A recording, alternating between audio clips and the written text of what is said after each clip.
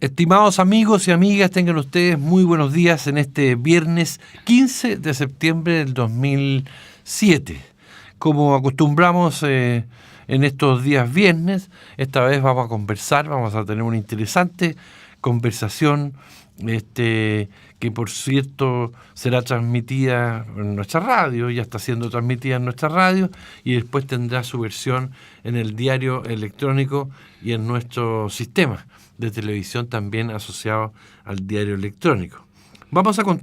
Contamos ya con la presencia en estudio del abogado egresado de nuestra Universidad de Chile, Eduardo Contreras Mella, una persona que no necesita mayor presentación ni menos en nuestro medio de comunicación, donde hemos contado con su participación tantas veces. Pero digamos que es abogado de la Universidad de Chile. Hace varios años fue alcalde de la ciudad de Chillán, ciudad donde nació. Fue diputado también por la zona y posteriormente fue, ya en el gobierno de Michelle Bachelet, embajador en Uruguay. Eduardo Contreras es profesor de Derechos Humanos, es un abogado activo en la materia y también se le da el título de periodista por la forma en que él colabora con los medios, escribe, expresa sus puntos de vista. Muchas gracias, Eduardo, por estar con nosotros. Muchas gracias a ustedes por invitarnos a este prestigioso medio. Bueno, yo sé que puedo hablar contigo muchos temas, porque lo cierto es que si bien estás vinculado muy estrechamente a los derechos humanos, lo importante es que también tienes una militancia política, has sido una persona activa, ¿no es cierto?, en la política chilena. Y para entrar de lleno a esta situación, quería comentarte algo que yo destaqué en mi comentario matinal de ayer. Este estudio que acaba de hacer el Centro de Estudios de Conflicto y Cohesión Social, en que indica que un 68% de los chilenos hoy día no está satisfecho con nuestra democracia. Una cifra que, todavía es más grave si se estima que en encuestas que en su momento hizo Latino Barómetro, hace más de 10 años por ahí, y otra en la Universidad Diego Portales, por ejemplo, se decía que la adhesión a la democracia superaba el 56% y llegó incluso al 63% de aprobación, mientras que hoy día un 68% de los chilenos está poco o nada satisfecho con nuestra democracia. ¿Qué comentario nos puede hacer tú a esto? Mira, yo conocí la cifra y honestamente no me extrañó mucho, porque mi visión es que el país empezó realmente la transición en este gobierno, pero no la empezó de manera brillante. Entonces creo que al descontento natural de la sociedad chilena o de importantes sectores de la sociedad chilena que habían como los elementos fundamentales de la dictadura persistían en el tiempo, no digo el terror, pero la constitución política, el modelo económico, la cuestión tributaria, la cuestión laboral, genera un enorme descontento, obviamente, y se esperaba que los cambios que se iban a producir iban a ser más profundos, más radicales, esa es mi visión personal. Creo que los ha habido. Yo creo que de aquí a unos 10 años más, cuando se analice este periodo, se llegará inevitablemente a la conclusión que de verdad la transición parte ahora. Porque ningún gobierno anterior, ninguno, adoptó ninguna medida que permitiera diferenciar esa democracia con lo que era la dictadura. Me refiero a que no tocaron a los empresarios, no tocaron la reforma laboral, etc. Y este gobierno abordó el término del binominal, la reforma tributaria, la reforma laboral, lo más importante a mi juicio, esta convocatoria ciudadana para cambiar la Constitución, pero no todo fue llevado a cabo como se había planteado. Creo que eso provocó una gran decepción, una frustración que explica, por ejemplo, el surgimiento de fenómenos como el Frente Amplio, que creo que corresponden a eso, porque efectivamente tú tienes la idea de que va a llegarse hasta el final y sin embargo algo pasa al último minuto y se negocia, y la reforma tributaria no es lo que era originalmente, la reforma laboral no termina con aprobando la negociación por rama de la producción, lo que frustra a los trabajadores. La Constitución sí, 200.000 participan en el debate, pero creo que eso produce una contradicción muy curiosa entre que uno valora las iniciativas que se han tomado en el actual gobierno de la presidenta Bachelet y no valora el hecho que estas reformas se han llevado a cabo como se plantearon originalmente. Creo que eso hace sumar a los descontentos por la mantención del modelo de la dictadura el descontento lógico de los que pensaron o pensamos que esto iba a ser cambiado más rápidamente. Bueno, es original lo que nos planteas, porque realmente cuando Patricio Aylwin inició su gobierno, se dijo que habría una transición de 4 años.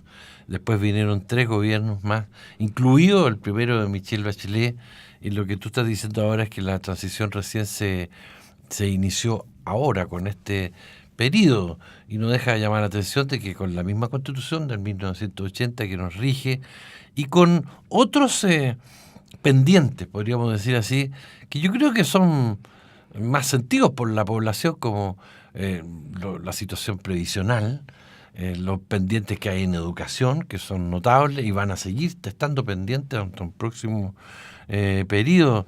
¿Qué ha sido lo más contundente de este periodo de Michelle Bachelet, como que podamos hablar de que se inició realmente la transición? Mira, yo creo que lo más importante ha sido, de una parte, el que los que ganan más paguen más, porque la reforma tributaria algún efecto produjo. Uh-huh. Luego, el término binominal que democratizó el proceso electoral. Vamos a vivir por primera vez ahora en los próximos días una elección distinta. Y a mí, desde el punto de vista, yo me siento muy ligado al derecho constitucional. Uh-huh. Participé, por esa casualidad de la historia, en el proceso constituyente de Cuba del año 75. Y a mí me apasiona mucho el tema. Yo creo que desde el punto de vista histórico quizás sea la reforma más importante, el haberle dicho a los chilenos, mire, aquí está el modelo de lo que debe ser el Estado, cambiémoslo, porque este Estado no es el que Chile quiere y necesita. Creo que esa es la reforma más avanzada. Hay otras, por supuesto, y no ni siquiera hablo de las valóricas, como las que tienen que ver con género, matrimonio igualitario, etcétera, que también son conquistas importantes y que ni se tocaron en el pasado. Y además, fíjate que desde el punto de vista de lo que uno hace más, que son derechos humanos, lo que ha ocurrido ahora te permite, y lo que ha ocurrido en los últimos días, ver que efectivamente hubo pactos de silencio, que no es un cliché político, que aquí hubo pactos de silencio. Escuchar, por ejemplo, en la presentación del libro de la señora Carmen Freire sobre el magnicidio, a gente como ella misma, como Carolina Goy, denunciar la mesa de diálogo. La mesa de diálogo se hizo bajo la presidencia de Eduardo Frei. El ministro de Defensa era Pérez Lloma. Nosotros denunciamos eso como una mascarada. Dijimos que eso era falso. La vida demostró que lo era, porque se entregaron datos de ubicación de detenidos desaparecidos que eran absolutamente mentirosas. 2 o 3 meses después aparecieron, por ejemplo, los restos de Fernando Ortiz, Universidad de Chile. Aparecieron en otro lugar del que había dicho la mesa de diálogo. Pero escuchar ahora eso es muy honesto de parte de quienes formaban parte o tenían simpatía por ese gobierno, nos demuestra que teníamos razón, que efectivamente el país ha vivido durante estos años en materia de derechos humanos soportando algo que pareciera ser además como la condición de la transición. Porque hay que preguntarse, finalmente, Juan Pablo, ¿Pinochet fue derrotado? Mi opinión es que nunca. ¿Cómo voy a creer que fue derrotado un dictador que sigue comandante en jefe en el ejército durante años y que lo hace senador vitalicio?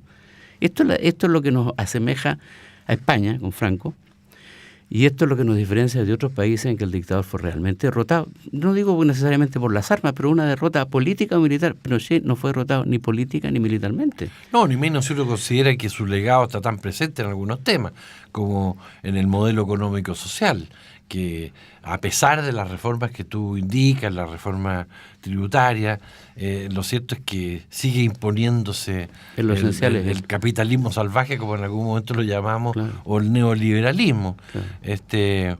Hay un legado ahí que se reivindica, que lo reivindican sus partidarios, y que incluso, hay que reconocerlo, de hecho los sectores que sucedieron a Pinochet en la moneda, hay personas que terminaron convenciéndose realmente que la estrategia económica de Pinochet fue la acertada. Y el tema sensible, y te llevo a eso inmediatamente, es los derechos humanos. Es decir, da la impresión de que al inicio de la postdictadura, llamémoslo así, este tema de los derechos humanos, bueno, se enfrentó con una frase muy clásica de Aylwin, es decir, que se hará justicia en la medida de lo posible, y que ha sido tan criticada. ¿Qué hay ahora, bajo esta administración, que en materia de derechos humanos uno podría decir, mire, ya entramos en una transición en que por fin se va a conocer la verdad, y se va a hacer justicia respecto de todos los pendientes en la materia? Mira, respecto de los momentos distintos que tú señalas, impunidad los primeros años y acción en los años siguientes, Fíjate que en la carta pública que apareció obviamente en el Mercurio, de los excomandantes en jefe de todas las ramas y de carabineros, hay varias frases que dicen exactamente lo que nosotros estamos conversando. Dice que lamenta que no se trate el tema como se trató en los primeros años. Eso para mí es una confesión de un acuerdo, de una transacción más que una transición. Y se quejan como ahora los tratan. Ahora, ¿qué explica eso? Yo creo que eso tiene que ver sobre todo con la intensa actividad de las agrupaciones familiares. Yo diría que si tú buscas el meollo de esta cuestión, está el centro de lo que es el trabajo de los familiares detenidos desaparecidos. No existiría este grupo grande que hoy día hay de abogados de derechos humanos si no hubiéramos sido conmovidos por la actividad de los familiares. Eso es así, objetivamente, ¿no? Yo creo que fue heroica la acción de los abogados los primeros años, Andrés Elwin, a quien le deseamos pronta recuperación, y todos los nombres que tú conoces, pero creo que en el curso del tiempo, luego la querella que presentamos con Gladys Marín en el 98, en que el juez Guzmán abrió por primera vez el curso de los procesos judiciales, hoy día hay más de 1.250 juicios en curso. Y hay más de 100 personas en la cárcel. Todo este escándalo por los pobres viejitos de Punta de Peuco tiene que ver con el trabajo de los jueces. Hay jueces de dedicación especial, lo que no había hace 10 años atrás. Hay jueces que se dedican solo a este tema y se ha llegado primero el tema de los detenidos desaparecidos, luego aceptaron que se tramitaran juicios por los ejecutados políticos y hoy día se está trabajando ya en lo de las torturas.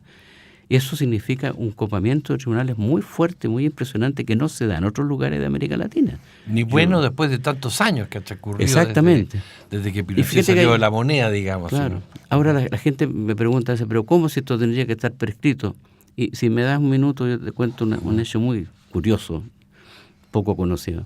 Cuando empezamos con la querella 98, un estimado amigo contador me lleva a regalo un libro con los decretos y leyes de la dictadura.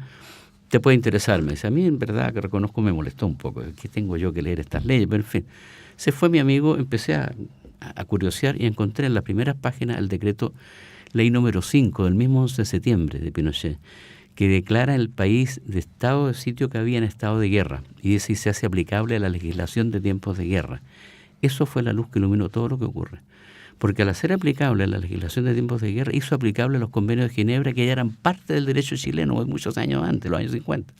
Sí. Por lo tanto, él fue el que estableció la imprescriptibilidad de los delitos de lesa humanidad. Y como la Corte Suprema en los primeros años dictaba sentencia y para justificar los crímenes la Corte Suprema decía, es que había guerra. Mi argumento era, tengo el decreto ley número 5 del señor Pinochet y toda esta sentencia de la Corte Suprema de que aquí hubo guerra. Guerra que nunca hubo en la realidad, pero jurídicamente había y por lo tanto los convenios de Ginebra se aplicaron. Exactamente. Ahora, uno se pregunta muchas veces, ¿qué más van a perseguir los abogados de derechos humanos o las víctimas de la represión? ¿Es solo llevar a la cárcel o esclarecer los grandes crímenes cometidos por la dictadura? ¿O también podremos alguna vez entrar a alguna fase de hacer justicia respecto de los grandes beneficiados por la dictadura? Porque se habla que aquí hay civiles, se está hablando cada vez con más intensidad de que hubo un régimen cívico-militar. Hay civiles que se enriquecieron al abrigo del gobierno de Pinochet. Hay empresas que el Estado perdió y que no recuperó. Incluso ahí también te cuento la anécdota que expresamente me consta que a René Abeliuk se le dio una instrucción desde la moneda para que no abriera ni un solo juicio como titular de la Corfo, que era para recuperar las empresas que habían sido expropiadas en favor de amigos, ¿no es cierto?, durante Pinochet.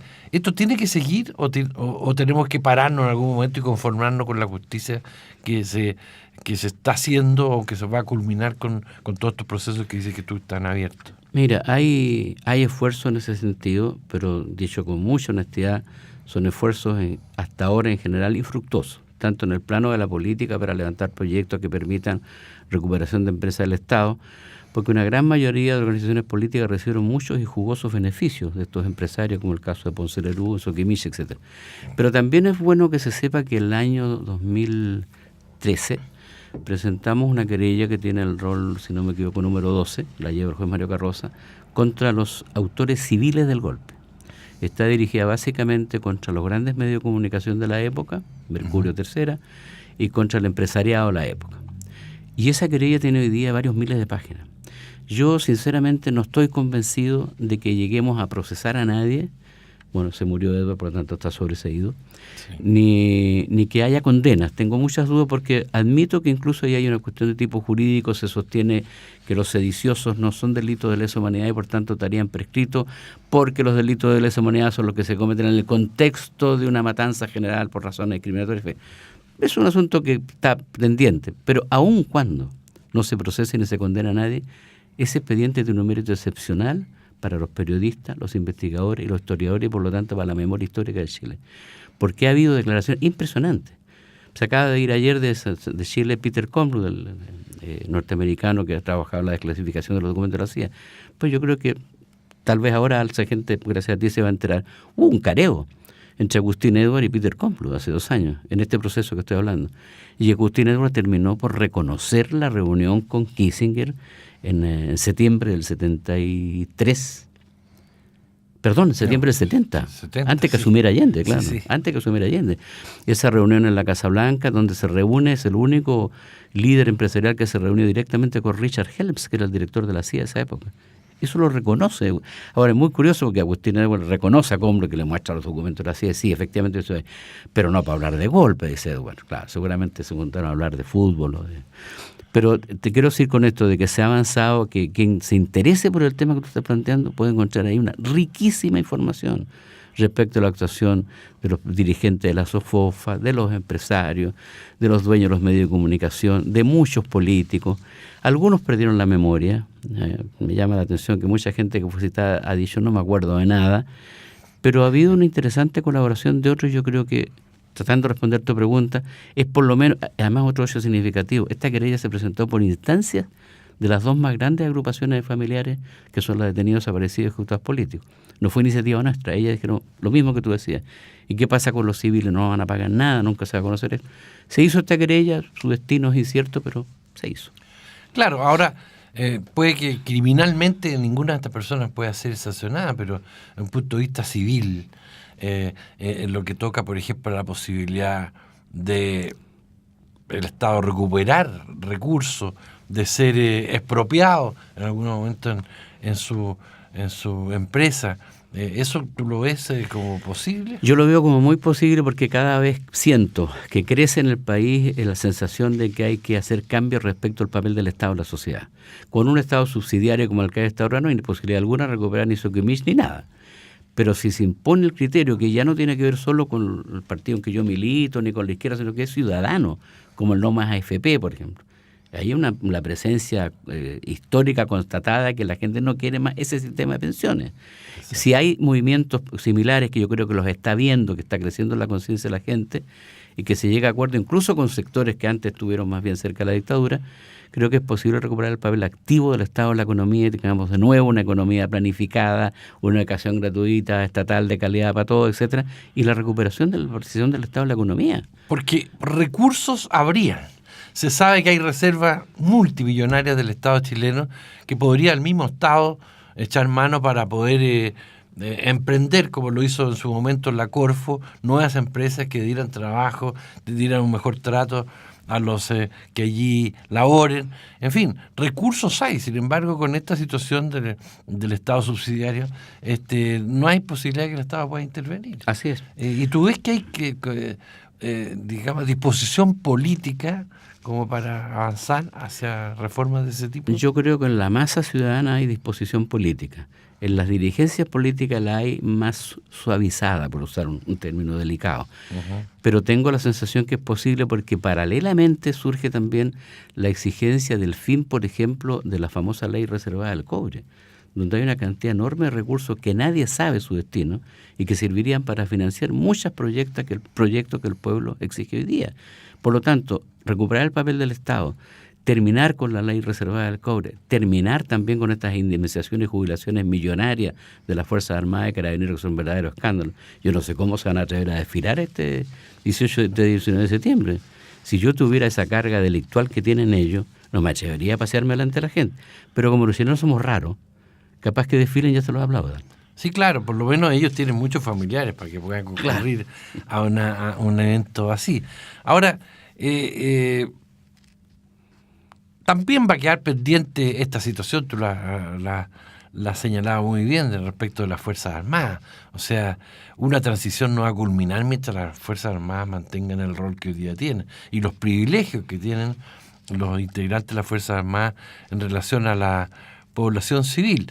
De tal manera que yo estimo muy acertado tu juicio de que estamos iniciando una transición, pero la verdad es que faltaría mucho, digamos, para que el país se pueda consolidar una verdadera democracia. Ahora, te llamo la atención sobre otro tema relativo a este.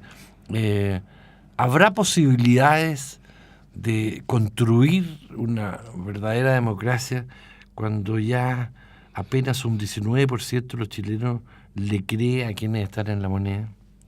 Cuando solo un 4% de los chilenos dice tener plena confianza en las autoridades actuales, con una izquierda que representa el 16%, un 12% la derecha y un asombroso 32% que no se siente parte ni de la derecha ni de la izquierda. Es decir, ¿es posible concebir reformas, seguir apurando una transición con este cuadro de decepción general?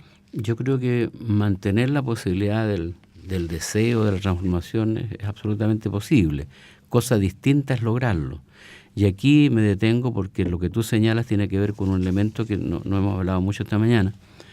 Porque yo creo que los factores reales del poder en toda sociedad, yo creo que cualquier persona medianamente informada comparte esta opinión, está dado por la fuerza, que son las Fuerzas Armadas, y por las ideas, y por el dinero. El dinero son los empresarios y las ideas son los medios de comunicación. Entonces la manipulación que hoy día hay, con excepciones muy escasas, brillantes como esta radio y algunos otros medios que también merecen este calificativo, son muy menores en la sociedad chilena. Yo he escuchado, por ejemplo, a un político hace poco en un programa de otra radio que decía: yo no consigo en la mañana levantarme sin leerme entero el Mercurio. Ese político se presenta como político de centro-izquierda y alabó a El Mercurio, el diario que inspiró el golpe, el diario que negoció con la CIA. Entonces, claro, eso te explica el bajísimo porcentaje de personas que quieren cambio. Si está en televisión nacional, por favor. Si alguien le ha dado duro y le ha sacado la mugre a la Presidenta de la República, todos estos años, Televisión Nacional. Exacto. Que entiendo la dirige un hombre de izquierda, al parecer, no sé. Bueno, y esa situación, Eduardo, ratifica los pactos de silencio, porque quienes fundamos y dirigimos medios de comunicación que lucharon contra la dictadura y después estos fueron clausurados por el primer gobierno de la Concertación. Bueno, con el tiempo hemos tenido que reconocer de que fuimos objeto de estos acuerdos secretos que existieron, de esta colusión entre los que se iban y asumían la moneda, pero que sin embargo han pasado tantos años y la situación se mantiene, porque lo cierto es que las redes o el internet amplió mucho las posibilidades de expresión, pero en lo concreto el duopolio se mantiene en la prensa, la televisión sigue igual de concentrada ideológicamente. Esto de Televisión Nacional es la pura y santa verdad, digamos, y que además muy poca gente lo entiende porque es el canal estatal, o sea, el que, claro, no digo yo, ningún medio puede ser neutral, pero que por lo menos debería mostrar un poquito más neutralidad que los demás, y es el que ataca con más virulencia al actual gobierno, por ejemplo. Así es. Y programas de derechos humanos se transmiten de una manera tan especial que no todo el mundo tiene acceso, no va a la televisión abierta. Y yo creo que ahí está la cuestión central. El tema de los medios de comunicación me parece a mí vital en la duda legítima que tú planteas respecto a si va a ser posible o no los cambios. Esto ocurre en todos los países. Yo converso mucho con colegas, abogados de derechos humanos y también políticos españoles, y ellos al contrario alaban lo que ocurre en Chile, porque claro, han pasado muchos más años desde la desaparición de Franco y están en una situación inferior en muchos aspectos. Si bien es cierto, allá empieza a surgir el Podemos, la posibilidad de la izquierda más amplia. Sin embargo, por ejemplo, en derechos humanos nunca hubo juicio. Yo recuerdo en una reunión en España, en una población, en Madrid, en Leganés, en que yo hablaba bien de Baltasar Garzón porque había ayudado, y se paró un compañero dirigente obrero y dijo: sí, pero ¿por qué no me ayuda a saber dónde está el cadáver de mi padre que he tenido desaparecido? ¿Por qué no ha hecho nunca un juicio aquí? En esos años todavía no había hecho, porque después intentó algo. Entonces, claro, no es que yo me conforme porque en otro país están peores, no es eso lo que quiero decir. Lo que quiero decir es que a pesar de los medios de comunicación, a pesar del peso de las Fuerzas Armadas, a pesar del peso del empresariado, creo que Chile, por alguna razón, inexplicable para mí todavía, avanza a pesar de todo. Yo tengo fe en que no mañana, ni pasado mañana, quizás ni tú ni yo veamos eso, pero el papel del Estado va a ser recuperado, la educación será otra, y se crearán generaciones de hombres cultos como ocurrió de los años 38 en adelante. Bueno, yo comparto tu esperanza, pero también no puedo soslayar llevarte al tema electoral. Parte de esta decepción yo creo que se explica en la división, en la corrupción de la política, lo que es un hecho ya que nadie puede negar, en que tengamos hoy día dos candidatos presidenciales que fueron parte del mismo sector que le dio gobierno a Chile en la postdictadura, que tengamos como siempre 4 o 5 candidatos que pueden ser asignados a la izquierda. Bueno, ¿cuál es tu opinión respecto a esta situación? Porque claramente esto es lo que hoy día explica en buena parte de que el que esté mejor posicionado para gobernar a Chile después de Michelle Bachelet sea Sebastián Piñera. Yo estoy de acuerdo contigo. Yo creo que esto es la expresión, por una parte, para justificarlo a Piñera, del dominio sin contrapeso de los medios de comunicación, del peso del empresariado, del peso de los medios de comunicación que fue ese Piñera. Pero por otro lado también de la debilidad de la izquierda, de la confusión de la izquierda, de la falta de acuerdo. Y llamo izquierda no solo a los partidos tradicionales, a la izquierda en general al movimiento social progresista. Porque creo que lo que tú señalas, que haya dos candidatos del mismo sector y que además haya otros candidatos de distintos partidos, del Frente Amplio, del PRO, etcétera, que propugnan ideas más o menos semejantes, es la expresión de la falta de unidad de los sectores progresistas chilenos abismante. O sea, hay gente que observa esto y no puede creer que esto le ocurra a un país políticamente educado como se supone que fue Chile. Yo espero que después de la primera vuelta vuelva la racionalidad de este país y haya una unidad total y absoluta para impedir que la derecha vuelva a tomar el gobierno y volvamos atrás todavía. ¿Será esto posible? Eso nos dirá si este país vale la pena seguir viviéndolo y amándolo. Sí, tú como yo vivimos los momentos previos al golpe militar del 73, ya hemos podido hacer una reflexión respecto de lo que aconteció y explicarnos lo que sucedió sin justificarlo. ¿No te da a ratos la impresión de que podríamos estar acercándonos después de esta declaración a que aludiste de los exoficiales de las Fuerzas Armadas a un nuevo quiebre institucional? Yo creo, comparto tu inquietud. Yo creo que en el ambiente de la sociedad chilena hay un tufillo raro. Esto de que a esta declaración que sectores del gobierno le encuentran razón al comandante en jefe, que no hay información, sabiendo todo el mundo que tiene la información.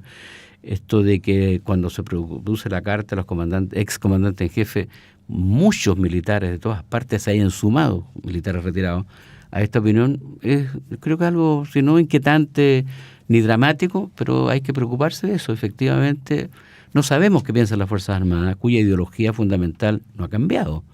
Se acabó la Escuela de las Américas, pero cambió de nombre nomás. Por lo tanto, yo creo que si nos atenemos a lo que ha sido la historia de estos años, al peso de Pinochet y del pinochetismo, al compromiso de honor que firmaron los comandantes en jefe de la época, a comprobar cómo nos han mentido comandantes en jefe que después se ha comprobado que participaron directamente en los crímenes. Fíjate que hace 48 horas fue procesado en Chillán Toro Dávila, por ejemplo, que tiene responsabilidad directa en varios crímenes y que había pasado 44 años muy libre, hasta había sido embajador en Uruguay en dictadura. Entonces, claro, yo creo que eso tiene mucho que ver con la atención que la política y los políticos democráticos pongan, porque yo creo que efectivamente, repito, hay un cierto tufillo desagradable de querer interrumpir el curso de los acontecimientos, para decirlo suavemente.